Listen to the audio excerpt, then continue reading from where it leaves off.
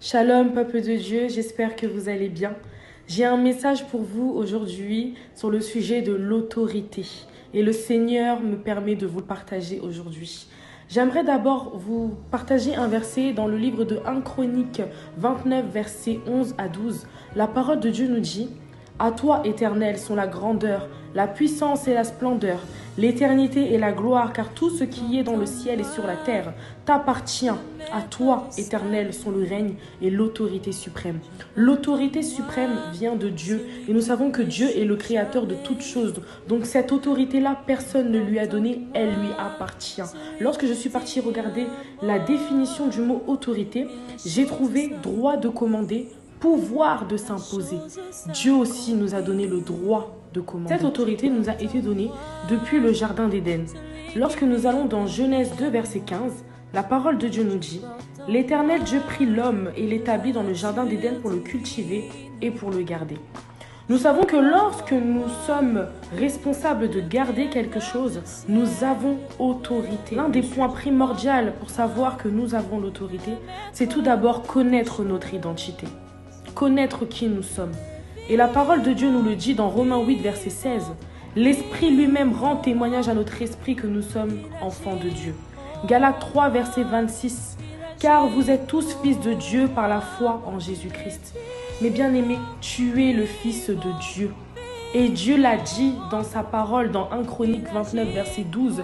Il élève et il rend fort qui il veut. Nous, ses enfants, ses créatures, il nous a donné aussi l'autorité. L'autorité sur notre maison, l'autorité sur notre mariage, l'autorité sur nos enfants, l'autorité sur notre travail. La parole de Dieu nous dit aussi dans le livre de Colossiens 2, verset 14, que Jésus-Christ, quand il est allé à la croix, il a humilié sur la place publique l'ennemi. Il l'a dépouillé, il l'a désarmé de son autorité et de son pouvoir. Et la parole de Dieu nous rappelle dans Galates 2, verset 20, « J'ai été crucifié avec Christ et si je vis, ce n'est plus moi qui vis, c'est Christ qui vit en moi. » Lorsque Jésus-Christ a dépouillé et a désarmé l'ennemi, ce n'était pas pour lui, c'était pour nous. Lorsque Jésus-Christ a désarmé l'ennemi de ses armes, nous l'avons désarmé en retour.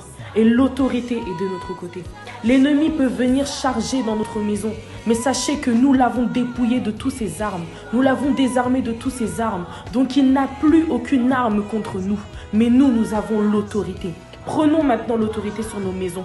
Prenons maintenant l'autorité sur notre travail, sur notre santé, sur notre mariage et sur toute chose qui est liée à nous.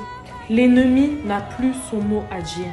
Toi, tu as l'autorité de dire de là où tu viens, tu vas faire demi-tour. Tu vas dire à l'ennemi que c'est terminé maintenant. Tu as assez marché sur ma vie. Tu as assez dominé sur ma vie. L'autorité est à moi parce que je suis le Fils de Dieu et je t'ordonne de faire demi-tour et de retourner de là où tu viens. Cette parole était pour vous. Et je vous invite à l'Assemblée chrétienne de la grâce de Dieu pour écouter d'autres messages autant puissantes, autant fortes et profondes, des paroles qui vont nous libérer, des paroles qui vont nous affranchir. Que Dieu vous bénisse, mes bien-aimés.